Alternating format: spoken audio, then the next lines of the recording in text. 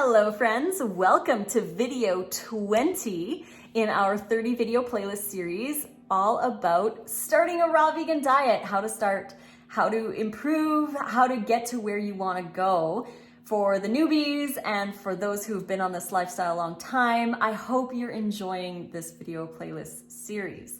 Today we're going to be talking about non-raw items and what those are, and if you want to include them in your diet, what that looks like. So let's talk about that in this video.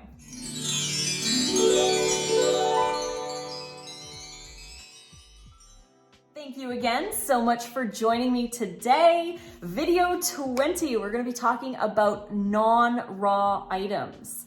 Now, before we get into that, don't forget we've got 40% off any or all of our raw vegan recipe books. The code is NICECREAM40. The link is right here as well as in the description box below. And if you wanted print versions of any of our recipe books, those are available off Amazon. The code does not apply on Amazon, but they're there if you were looking for something that you can hold. So let's talk about non-raw items. Now, I still include some items in my lifestyle that are not actually raw foods. Now, I don't cook any of my foods, and I've made videos on this topic multiple times before, but there are some things that I still have in my diet that I don't consider to be bad. I feel fine having them in my diet, but I don't cook my food, but I still have some things in my diet that are not considered raw. So let's talk about those. What would those be? Now, the first one would be nutritional yeast. Nutritional yeast is not actually raw. They heat the product to stop the yeast from growing.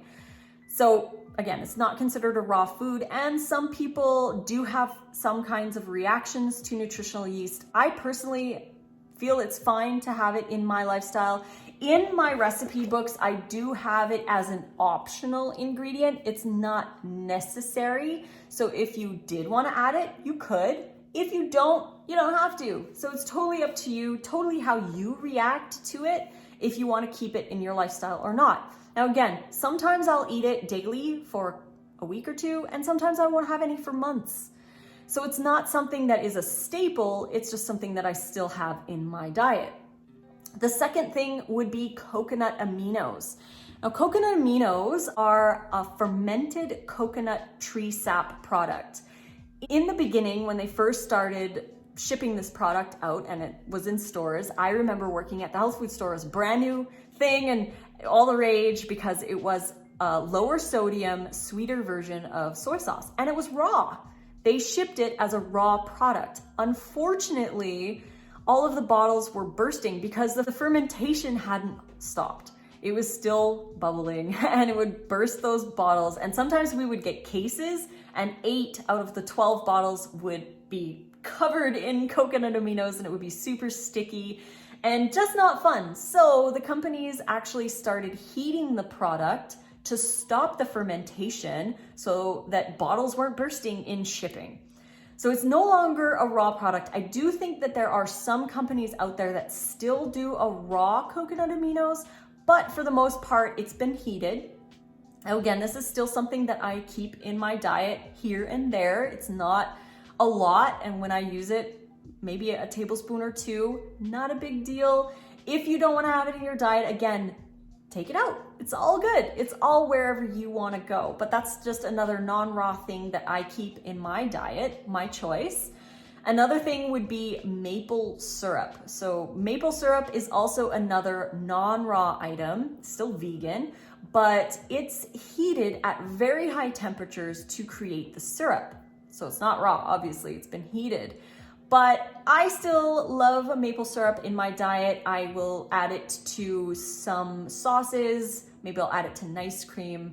I still love it and I still keep it in my lifestyle. Totally, again, up to you. If you wanted to do something raw, there's always raw agave syrup, but the best sweetener, if you need a liquid sweetener, would be date water. If you don't want to do maple syrup or agave or any of that, even coconut nectar is another option as well. That one is considered raw.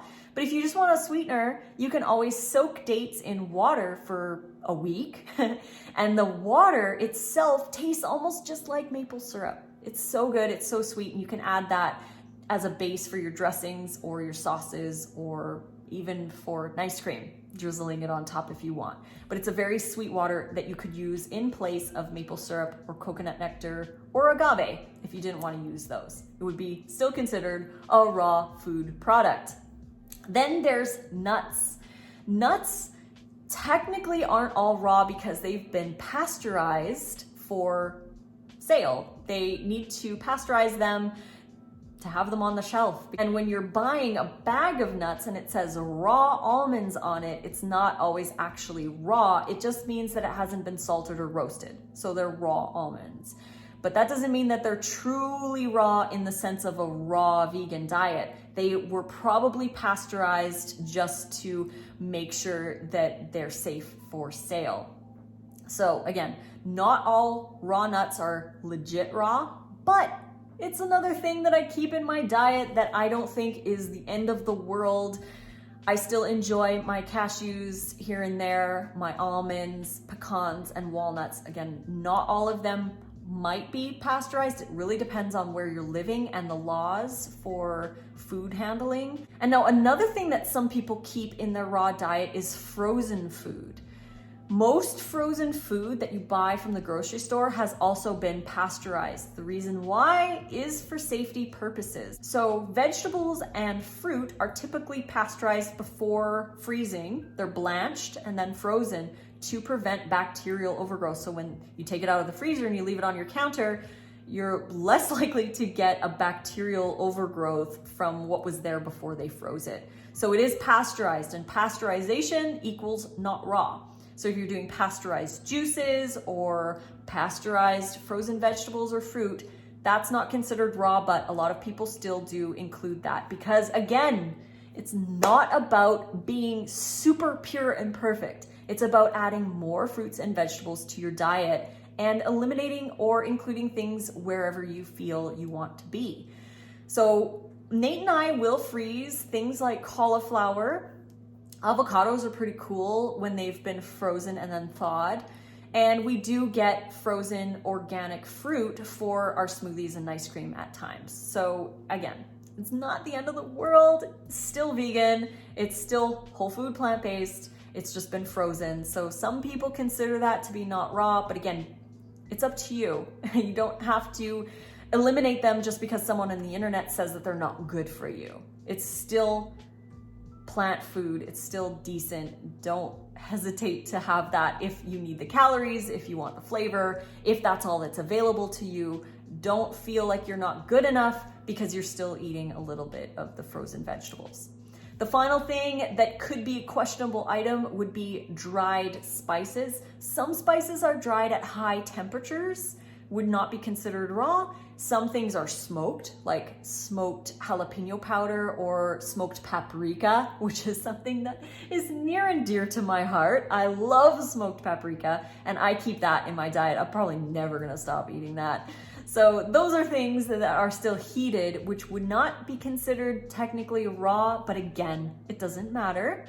And I eat, I would say, like, if I had to put a percentage on it, it doesn't even matter really, but 98 to 100% raw. Some days I don't have any of those ingredients. Some days I do include a little bit, but it's not like it's a huge part of my diet. And I feel like that helps me to eat a lot more raw food than I ever have in my entire life. And if it helps you to eat more raw foods, then definitely keep them in there. And again, your journal in how you're feeling, how you're reacting to certain things. And if you want to eliminate them, try maybe going a month without nutritional yeast or a month without nuts. Maybe stick to young coconut or avocado for your fats, chia seeds.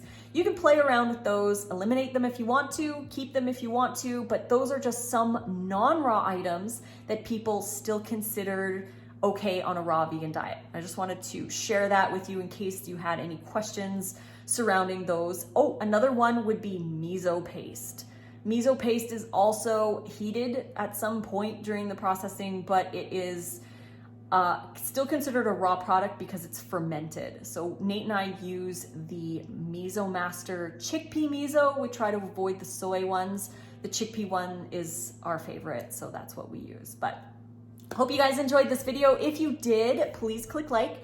Don't hesitate to subscribe to the channel. If you want notifications for more videos, click that bell so you'll get notifications whenever I post a new video. Don't forget, we've got 40% off any or all of our raw vegan recipe books. The code is NICECREAM40. The link is right here and also in the description box below, where you can also find links to our print versions for all of our recipe books. The code does not apply to the print versions, but if you wanted to hold one in your hand, you can get those off Amazon. Again, links for all the goodies is in the description box below. Until the next video, guys, I love you all so very much, and fruit on.